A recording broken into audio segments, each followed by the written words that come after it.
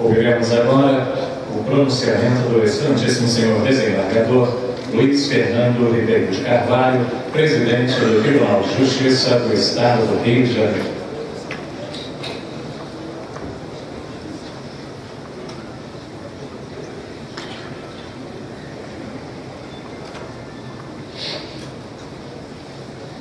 Como já houve repetidamente referências nominais a todos os integrantes da mesa dos trabalhos, eu vou pedir licença para fazer apenas algumas menções que considero que se impõem pela natureza da situação que essas pessoas aqui representam. Todos são sujeitos de elevadas investiduras, são autoridades gradas e que contam com um conceito público de reputação ilibada e que todos nós conhecemos pelo seu conceito público. No entanto, eu gostaria, me permitiria destacar a vinda do senhor governador do Estado, que quando convidei Sua Excelência para, querendo usar a palavra na nossa solenidade de posse da nova administração, ele imediatamente só me perguntou se fazia parte do protocolo, mas eu estou convencido que os protocolos existem para serem cumpridos, mas também para serem quebrados em determinadas ocasiões. E eu disse ao senhor governador, Luiz Fernando de Souza Pezão, que não era previsto no regimento, que fala do governador, mas não chegava a ser inconstitucional, não era proibida também a manifestação do governador do Estado na ocasião em que se transmite a direção da Casa da Justiça. E Sua Excelência prontamente acedeu e aqui veio, trouxe a força da sua manifestação à nossa solenidade de posse. Gostaria também de saudar em especial a presença do Dr. Eduardo Paz, prefeito do Rio de Janeiro, que também representa todas as autoridades municipais, autoridades municipais que aqui se fazem presentes. Então já temos a presença do Estado e a presença do município. Gostaria também de fazer uma menção especial ao ministro Luiz Felipe Salomão, oriundo do nosso Estado, juiz primeiro, desembargador depois, aqui no nosso Estado do Rio de Janeiro, que depois foi ter ao Superior Tribunal de Justiça, onde enobrece os trabalhos daquela alta corte de jurisdição infraconstitucional, e que aqui está em nome próprio, certamente, tem todos os vínculos afetivos do ministro Luiz Felipe, com o nosso Estado, com os colegas daqui, com tudo que se passa e que tem a ver com o Rio de Janeiro. Ele não perdeu esse apego, ele não se desprendeu das suas raízes, e, portanto, é motivo de grande alegria. E ele está representando, o que é simbólico, a presidência do Superior Tribunal de Justiça, o ministro designado que foi pelo ministro Francisco Falcão. E o Superior Tribunal de Justiça, aliás, se faz presente, apesar de ser hoje a abertura do ano judiciário, também em Brasília, na pessoa também dos ministros Marco Aurélio Perillo, Sebastião Alves dos Reis Júnior e Maria Isabel Galotti. Então temos mais 3 ministros da STJ. E eu gostaria também de assinalar, entre as presenças ilustres, todas ilustres na mesa diretora, a do senador Bernardo Cabral. Todos nós falamos aqui em Constituição, eu também vou falar, e não teríamos Constituição tal como foi construída e costurada se não fossem Ulisses Guimarães e Bernardo Cabral. O primeiro como presidente da Assembleia Nacional Constituinte, e o segundo como relator geral da Constituinte, que foi incumbido de dar forma final aquelas lutas todas políticas que engendraram a Carta Cidadã de 1988. Bernardo Cabral, eu sou suspeito para falar dele, porque certa feita em solenidade pública, ele cometeu, eu não vou dizer despautério, que seria um desrespeito, mas cometeu a ousadia de dizer que um dia eu seria presidente desse tribunal. Você já falou 30 anos atrás. Então, não sei se era profecia ou o que era isso, mas falou há quase 30 anos atrás, ou cerca de 30 anos atrás, que isso, o que está acontecendo hoje, eu assumindo perante meus colegas deste compromisso sagrado, aconteceria alguns diriam. Então, é um pouco também como senador, homem público, ilustre do Amazonas e profeta, se assim posso dizer, eu estou fazendo uma saudação especial ao senador Bernardo Cabral. Mas o meu carinho para todos os representantes da mesa, da sua extensão, porque não poderia deixar de, se fosse referir todos, o nosso presidente da Ordem, Felipe Santa Cruz, o nosso procurador-geral, Marcos Bandeira, e todos já foram referidos carinhosamente, afetuosamente, e evidentemente eu subscrevo todas as referências elogiosas que aqui foram feitas. Senhores advogados, membros do Ministério Público, defensores públicos, procuradores do Estado e dos municípios, servidores do Poder Judiciário, jornalistas, representantes da sociedade civil, senhoras e senhores. É chegada a data da divisão de águas de 2 anos de administração do Tribunal, com a despedida daquela que marcou o biênio 2013-2014 e a investidura da que assume para o subsequente de 2015 a 2016.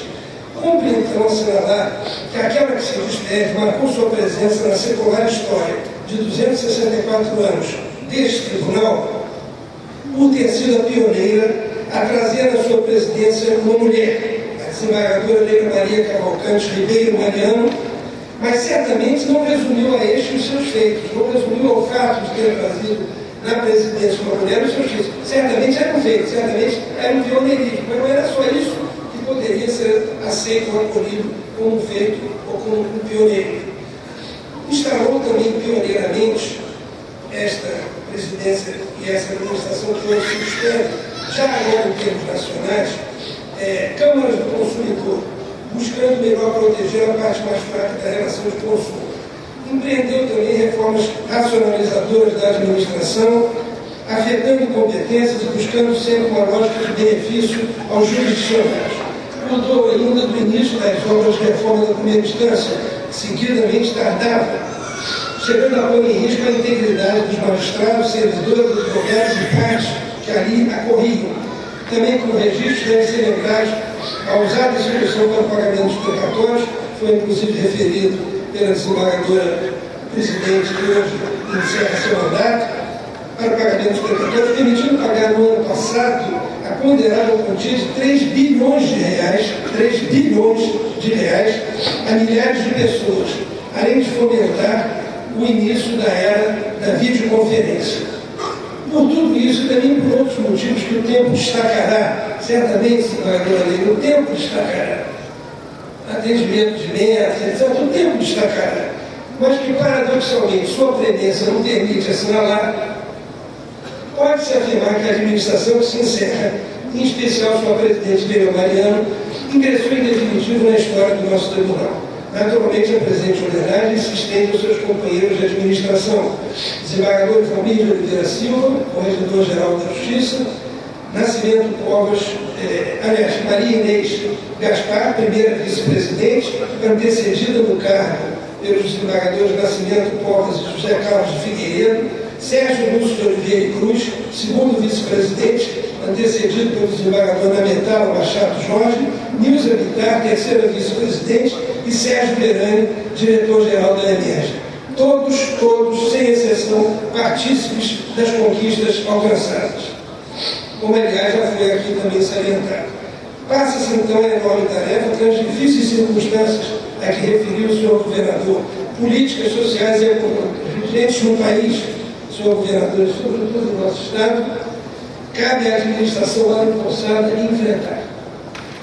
Dificuldades, entretanto, que não constituem álibi para a indispensável luta por sua superação, não havendo rendição possível nesse sentido, pois, como tão fortemente alertou Carlos Drummond de Andrade em seu poema Nosso Tempo, as coisas são tão fortes, mas eu não sou as coisas e me revolto. Entre as prioridades máximas, teremos o enfrentamento das carências estruturais da primeira instância, relegadas nos últimos anos a uma situação praticamente dramática, tornando o exercício da jurisdição, com razão a vida como vitrine, um permanente exercício de heroísmo. Muitas vezes, uma simples petição leva de 4 a 5 meses para a mera juntada, tornando surreais a atividade do advogado, a espera da parte e o exercício dos juízes e servidores. Nesse plano, de pouco ou nada vale o estabelecimento de metas de produção, quando sonegadas as condições mínimas para seu atendimento.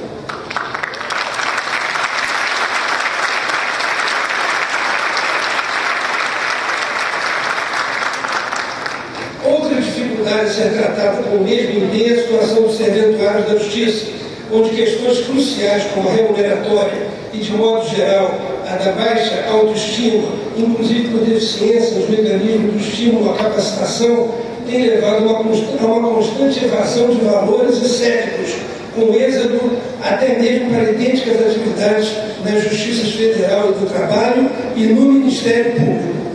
Essas duas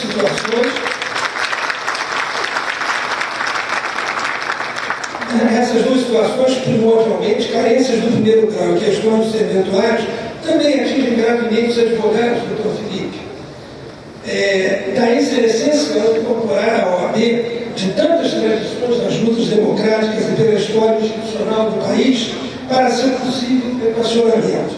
Necessariamente deve ser abandonado o improfícuo mero exercício da crítica pela crítica. Esta última, certamente, somente pode conduzir a soluções ilusórias, impondo-se assim a conjugação de esforços sob a articulação do Tribunal de Justiça.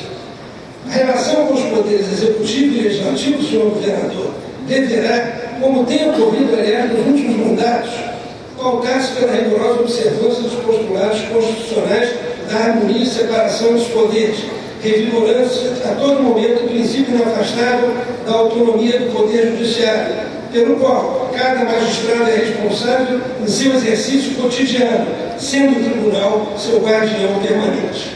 Igualmente, o relacionamento com os advogados, o Ministério Público, a Defensoria Pública e as Procuradorias do Estado e dos municípios, todos exercentes de funções essenciais da Justiça, deverá guardar os parâmetros constitucionais, cuja inobservância representará grave violação dos deveres dos magistrados e dos integrantes daquelas funções, acarretando a correspondente reprimenda no zelo pela atividade judicial que a todos corresponde.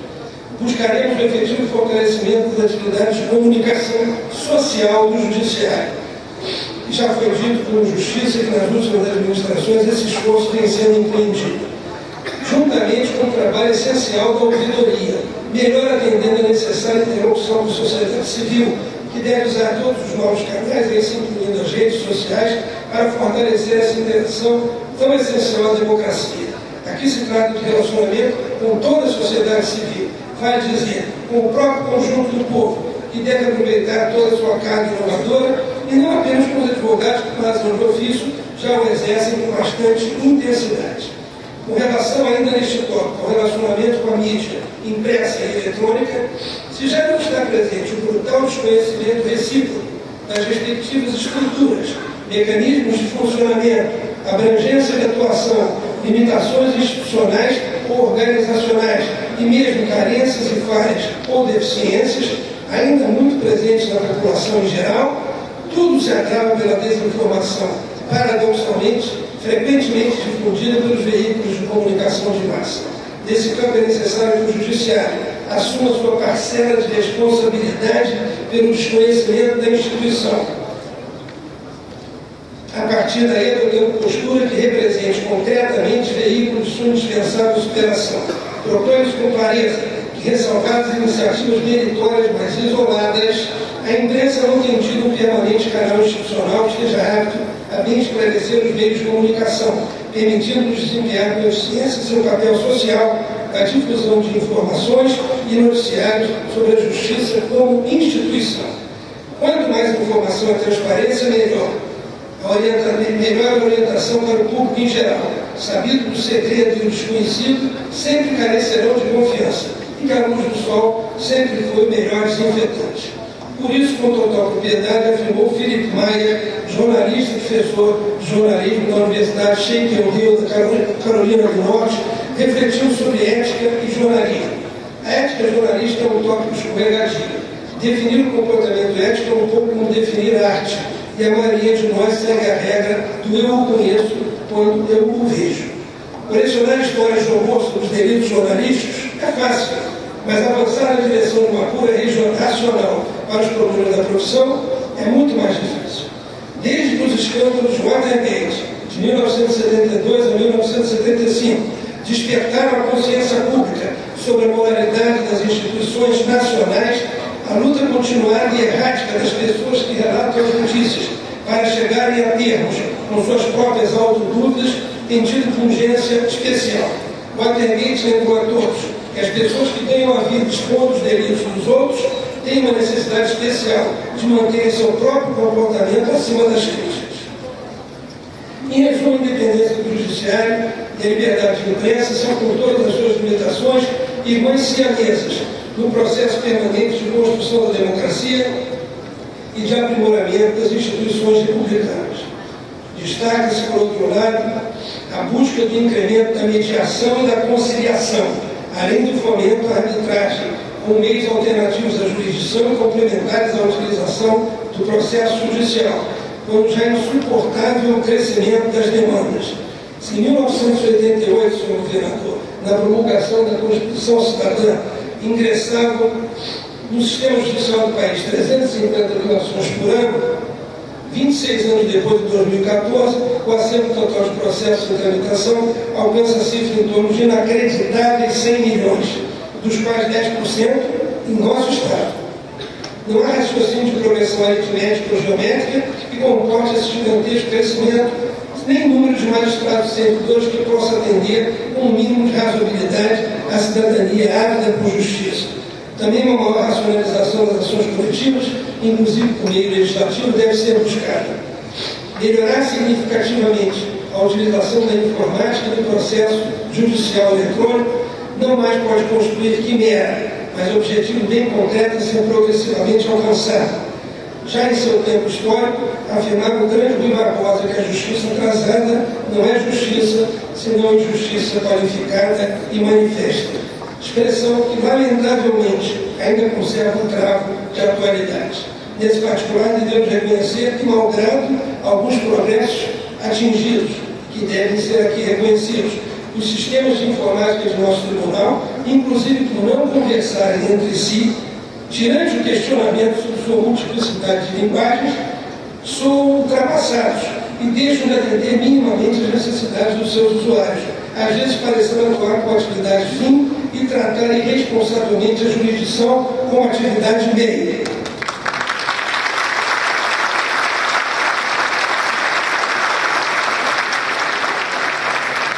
Hoje o Poder Judiciário, a instituição básica dos tribunais de justiça, felizmente se voltou prioritariamente para a sua função primordial, atentamente acompanhados pela população, os respectivos processos, do que são exemplos eloquentes aqueles do mensalão no STF e do petrolão, ora conduzido em sua fase inicial pelo juiz federal Sérgio Moro, com observância do devido processo legal e notória retidão. A proteção dos direitos fundamentais da pessoa humana é o norte orientador, como ensinou com a sabedoria que tornou um dos maiores justos filósofos do país, Miguel Reale. Transcende-se em suma velha concepção do julgamento como um juízo que dirime ou soluciona conflitos de interesse, pressupondo sempre a necessária provocação de uma parte contra a outra. Admite-se também o julgamento a serviço da sociedade em geral, com ações diretas de inconstitucionalidade, cujo fim é preservar o valor da Carta Magna como condício sine qua non do bem-ser da sociedade, razão pela qual se alarga sempre mais o número de pessoas e órgãos com competência para pôr em movimento o aparelho judicial. Nessa sua nova função, o Judiciário supera a antiga posição que era dada pela doutrina da divisão ou separação dos poderes, e atuando, como assinala Paulo Capelletti, em um vertical sharing of powers, no qual não falta a competência para soberanamente resolver conflitos entre o colosso legislativo e o mastodonte da burocracia administrativa. Ainda não se deu a devida atenção à consagração da Constituição da doutrina americana do due process of law, da máxima importância para o Judiciário, que, como salientar, tem em regra direto acesso à Constituição para a constante e plena salvaguarda dos direitos fundamentais do homem como indivíduo e como cidadão, ou seja, como titular de direitos subjetivos, privados e públicos.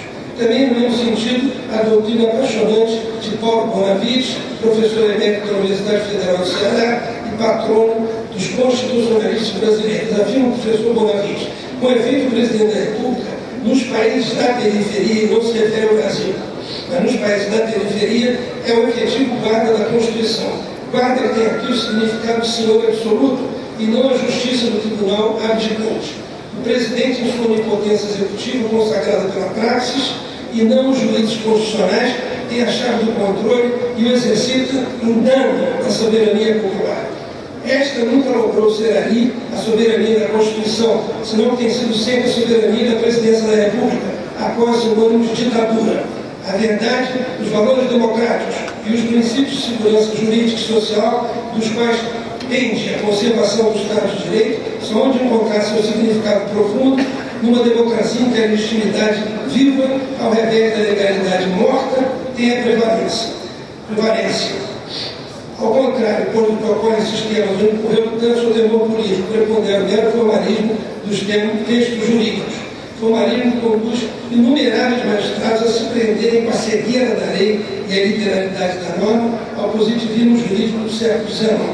Ficam tais magistrados sem olhos para ver que a Constituição é o direito e a luz da idade contemporânea, e o é na sua versão teórica, positiva, substancial, de materialidade normativa. Toda vez, porém, que essa luz falta ou se apaga no cérebro do magistrado, o direito abandona a norma, e a norma, inadequada e ininteligível, se manifesta injusta. Democratizar, por consequência, o poder judiciário requer forçosamente manutenção em extrema amplitude do controle difuso de constitucionalidade, consuelo que tem sido, aliás, da tradição judiciária deste país, desde que a República o instituiu no berço do ordenamento constitucional de 1891.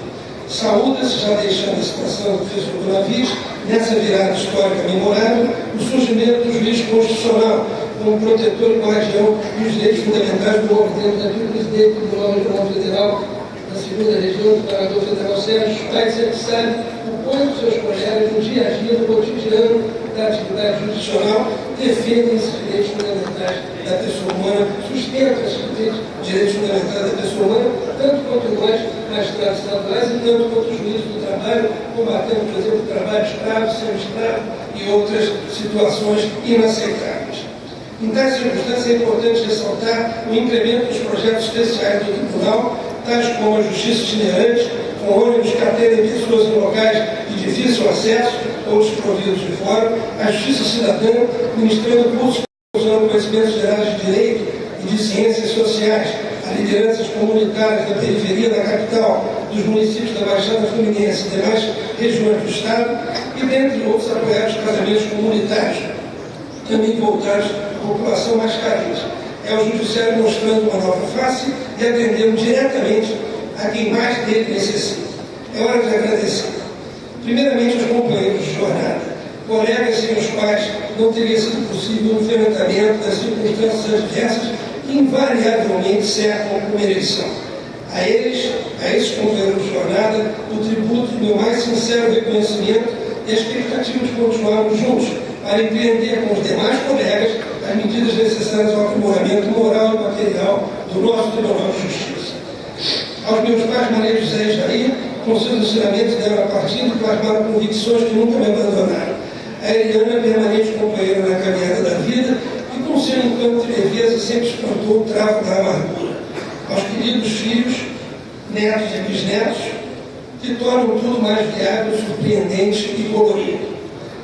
Aos parceiros de trajetória, ao Jaimundo Cardoso, Doris Castro Neves, Felipe Augusto Miranda Rosa em memória, Hélio Augusto Silva de Assunção em memória, Gessé Torres Pereira Júnior, Joel Rufino dos Santos, Luiz Felipe Salomão, Luiz Jorge Werneck Viana, José Paulo Sepúlveda Pertence, Patrício Gomes de Sá em memória, Paulo Benjamin Cardoso Galote, Renato de Lemos Manesco em memória, Sérgio Bermúdez e Thiago Rubens Filho, que sinalizam uma caminhada de anseios e lutas, sem os quais nem mesmo trajetória existiria.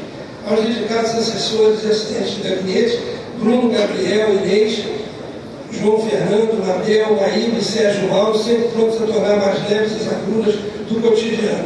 Aos demais servidores da terceira Câmara Civil do Tribunal, onde estive por aproximadamente 15 anos, aqui representado pelo secretário da Câmara, Cláudio Varela, e também aqueles que comigo trabalharam nas comarcas de Cantagalo e Petrópolis, e nas varas de acidentes de trabalho, de falências concordadas da capital, igualmente solidários no cumprimento das tarefas do dia a dia.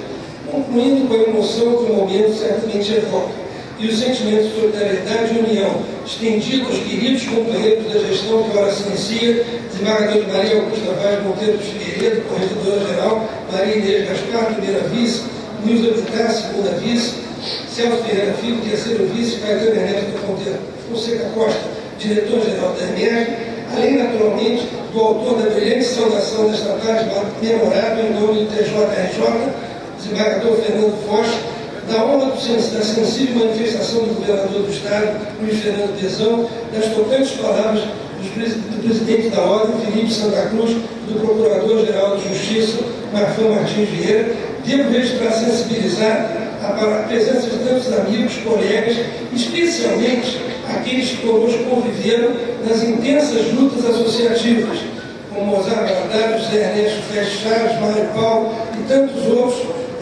do nosso Estado, de outros Estados, que conosco conviveram nas intensas lutas associativas, onde, como disse o procurador Marcão Vieira, tivemos ali uma escola de profissão, uma escola de vida e uma escola de função pública. Um relevante destaque para aqueles da militância na combativa AMB, Associação dos Magistrados Brasileiros, advogados, representantes da sociedade civil e servidores da Casa, que tanto enobrecem a ocasião, como assinalam a responsabilidade em que se investem os empossados. A reforma da Justiça, realizada apenas parcialmente, deve fidelidade ao matiz democrático, que afinal facilite a ampliação do acesso como forma de apreciação, de aproximação ao ideal e sentimento de uma ordem jurídica mais justa, fundada nos valores constitucionais e éticos, da liberdade, igualdade, fraternidade, solidariedade e diversidade, alinhados em momentos de habitual inspiração pelo grande brasileiro Herbert de Souza, o Betinho. Só então a reforma do Judiciário terá curso por meio de uma profunda revisão cultural de todos os envolvidos no sistema judicial e, afinal, do próprio povo, sendo premente a necessidade de reformulação de princípios e valores que, convertidos em dogmas, se reduzem à esterilidade. Assim, também, os usuários do sistema devem compreender a necessidade dessa mudança de paradigma para que a reforma seja efetiva e distanciada de interesses particularizados, como um salto de qualidade no mundo globalizado, em que direito e justiça, mais do que mecanismos de sustentação de estruturas socioeconômicas e políticas, ou seja, suporte de garantias da democracia participativa e de um Estado de Direito fundado no primato da lei constitucional e do integral respeito aos direitos fundamentais, não perca de vista as advertências de Carinho de Bonfim. A lei não esgota o direito, assim como a gramática não exaure o idioma. Que esse horizonte, por hora apenas despontado, possa crescer e agigantar-se em um trabalho necessariamente inacabado da construção de uma nação democrática e de um sentimento de solidariedade, tão bem refletido nos versos inspirados pela via sensível de Paulo Mendes Campos, tão mineiro e universal como o grande Drummond. O homem é um gesto, se faz ou não se faz. Seu absurdo, se podemos admiti-lo, não se redime em injustiça. Doou-nos a terra um fruto, força é repartida entre os filhos da terra. Força, aos que herdaram, é fazer esse gesto, disputar esse fruto. Outrora, quando ainda me perturbava a flor e não o fruto, quando ainda sofria as armações metálicas do mundo, acuado como um cão metafísico eu ganhia para a eternidade, sem compreender que, pelo simples teorema do egoísmo, a vida enganou a vida, o homem enganou o homem. Por isso, agora, organizei meu sofrimento ao sofrimento de todos. Se multipliquei a minha dor, também multipliquei a minha esperança. Poema didático, quanto melhor, Paulo Mendes Campos.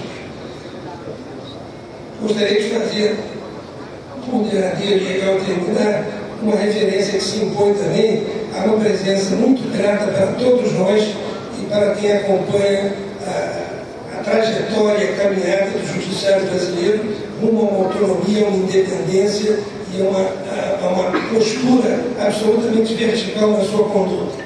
Trata-se de um homem que eu conheci quando ele presidia o Supremo Tribunal Federal. O grande ministro Luiz Otávio Galotti, que nos honra com a sua presença.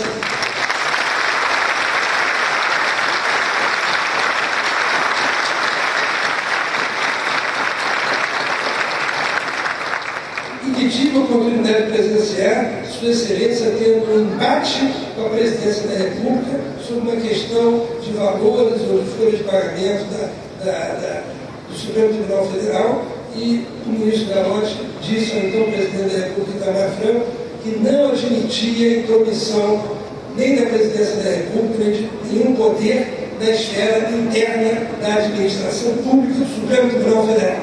Ele disse isso e a Folha foi reorganizada e foi processada como arremeteira do presidente Otávio Gallotti. Então é justo que o presidente, numa ocasião de se reúne no Tribunal Pleno do nosso Estado, uma justa, uma singelíssima homenagem a uma pessoa que tivemos a oportunidade de homenagear quando ele, aqui no Rio de Janeiro, quando ele deixava a presidência da Suprema Corte do país. O lema da campanha da fraternidade, então, para terminar, mesmo sem promessas, ministro Luiz Felipe, que eu aprendi com o ministro Luiz Felipe Salomão, uma tática que eu não prometo que não usava, porque eu já os cansei por demasiado. Sempre dizendo, vou terminar, agora estou terminando, estou concluindo, e com isso ele me ensinou que a gente podia ir levando o texto, podia ir levando a palestra, podia ir levando o escrito. Não é? Então agora, para terminar mesmo, nós temos aquele ensinamento que eu ouvi dos contatos com Vossa Excelência e nas nossas lutas associativas. O lema da campanha da fraternidade de 2015, eu vim para servir, Torani, aqui tão bem representada, né, a campanha da fraternidade, pela doce figura de pastor de almas, do cardeal Torani, bem se aplica ao sentimento fraterno de uma justiça que vem a ele correspondendo ao lema, para garantir os direitos fundamentais da pessoa humana. Eu vim para servir. A grandeza do judiciário não está ligada a qualquer compreensível liturgia, mas extremamente vinculada ao constante atendimento à sua razão de existir. A mensagem final nesse compasso é a da inexorável unidade e correção do nosso tribunal, como um organismo vivo de pessoas, magistrados e servidores voltados ao bem público essencial da prestação da justiça, que atuam escolhendo porfiadamente ser homens ao invés de parecer ser. Muito obrigado.